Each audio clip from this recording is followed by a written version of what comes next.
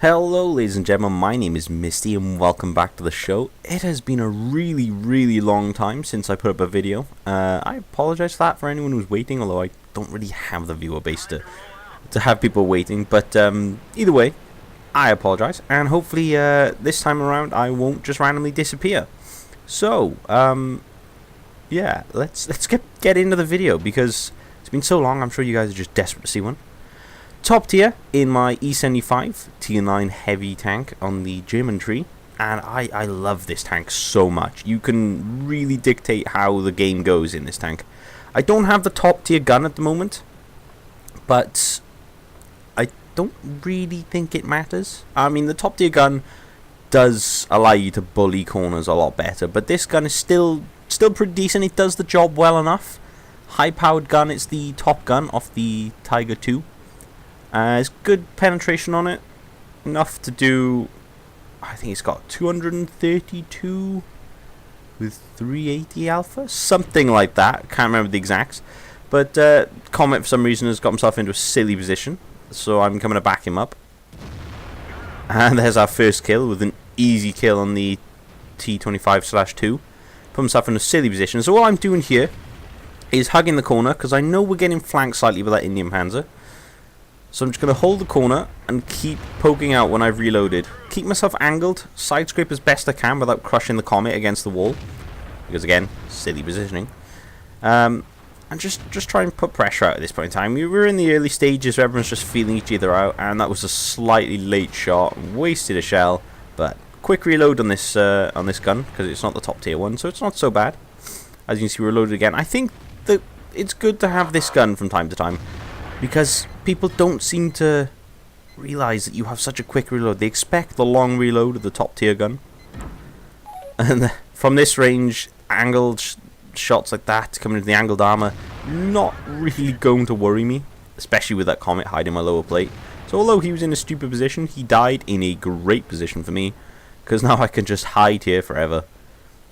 And let them bounce shots off the top of my hull. And a couple hit the turret. But you keep rocking back in and out when you're reloading and just putting the pressure on. Now, I haven't done all that much damage at the moment because there's a bunch of very heavily armoured tanks. And I've not got the best of guns, but get my act together, start aiming for those weak spots, and damage will start racking up. So taking the top of that KV4, if you ever meet one of those, best weak spot I can think of. Top of that turret, especially if you've got 200 plus penetration. You'll pretty much go through every time as long as you hit it square on. And he just keeps coming back for more, which I find surprising. There's our first hit from the Yak Tiger there. Straight through the commander's keeper, actually. So a good shot. As you see, I've got mods now to show where the bounces are. I thought they'd be useful for the video, just so that you guys can see where things have gone in and where things haven't. As you see, the side of my armor was plastered there. But those sort of things aren't going to worry me. And an IS-8 just giving me free damage there. Thanks for that. I think he's still going to go. I'm going to get another one. No. Didn't reload in time, unfortunately. Ah, well. Back to bullying the KV-4. Another shot into the KV-4. And we're already up to 2,220 damage here. And it's going to go higher. It's going to go higher. That's another penetrating hit there from the IS-3. So, again, I think I can assume that one went through the commander's keeper again. IS-3s are amazingly accurate, considering the gun on that thing shouldn't be that accurate, personally. Russian bias a little bit. But yeah, it's surprisingly accurate, so, you know, don't think it's not going to snipe you. But as you see there, bouncing off everything except that commander's keeper. So you've got to keep yourself rocking. I'm not doing the best, but I haven't really had this tank all that long. I think this is something like my 4th game in it. But trying to hit that lower plate of the Ag Tiger there, that was a very difficult shot. And now I'm a little worried about the IS-8 because top tier tank, if he pulls around the corner and hits me, I'm going to know about it. And there's me rolling out, realizing there's 3 tanks already completely aimed, so pull back in. Try to clip the corner of the IS-3 there on the angled armor. Because he's angled slightly, he's actually flattening out his armor a bit. Fortunately, it bounced again. Not really sure the top tier gun would have made much difference. There we go. Took my time waiting for the IS-3 to roll back so I could hit the lower plate of the Jagdtiger. Now you gotta think, I'm dealing with 3 tanks here. Admittedly, I am a tier above them. But still, those are some good tanks. I mean, they are the pick of the bunch of tier 8 tanks you'd like to drive. And, well, the 1 tier 9 from the Jagdtiger. But, you know, I'm holding my own more than holding my own. I'm actually bullying them slightly. And I don't have any support. I'm pretty sure I've done all the damage to those tanks. Maybe 1 hit on the Jagdtiger wasn't me, perhaps. But 3,200 damage, basically. And I've still got over 1,000 health left. And I'm facing off against 3 to 4 tanks, depending on what the IS-8 does. So that should give you an idea of how powerful this tank can be if you play it right. I mean, the Tiger 2 was a bit like this, but the armor was nowhere near as effective. But you could still bully a corner if you side scrape. That was a lovely bounce. I like that one, just because of the ping that came off it. Well, that must have caught me square on the top of the turret again. Yeah, look at that. Try to hit the commander's cupola. I like these color markings. It's really easy to tell where the bullet came from. That actually ricocheted off and onto the commander's cupola. So that was a bit lucky, but it was a really nice bounce. I like the sound of that. When you know they've bounced like that, you just, yeah, that's right. Come at me. Come at me, bro. So I'm just going to wait now. I know that there's a lot of really weak tanks down there now. And a little low roll, but I'm starting to think it doesn't have 380 damage. I think it's 320 on this gun, but either way. We'll bully him down. And another good hit from the Jagdtiger, I'm pretty sure. There's me checking again. I cannot tell where that one went in. Wow, through the gun mantlet. That's incredible. I think that's a really lucky shot. I'd expect that to bounce like 99 times out of 10. Out of 100? 99 out of 10. Well, that would bounce then, yeah. Because it's you're not doing maths right. Fool. So, yeah, that was unlucky. But IS-3 suddenly turns up. Almost nailed the Lorraine there, but held my fire. And picked off another tier 9. You know, admittedly low health, but hey, everything's helpful. One less gun firing at us. And let's be fair, I did do 825 damage to the IS-8 in total, so it's not like I didn't contribute to his death. And that shot rode high, and that would have been really useful if it had gone low enough to kill him. Well, put him low to, it would have put him down to 1 hit, but either way, it would have been good. But now I've seen they backed off a little. I was thinking of pulling out, but the IS-3 came back again. Now he's just given his angles to me, flattened out that corner, and that is the biggest weakness of IS-3. When you come around the corner, you do flatten out your angles really badly. And smart players will just aim for those weak spots. There's me trying to be really sneaky and aim for the smallest bit of the commander's cupola I could possibly find. Unsurprisingly, did not hit. But up to 4,000 damage now, and we're going to roll forward.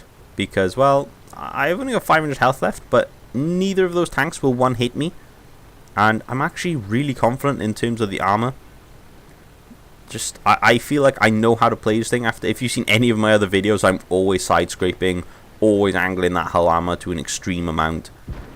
And that was a little lucky, but I'm pretty sure it would have bounced. In fairness, I feel that I had angled that perfectly, and there was no way a KV-4 was going to get through the side armor. And I don't really think this is going to go in, which is why I held my fire there. You don't really want to shoot the turret of an IS-3 unless you've got the side or back of it, and even then there's better things to shoot.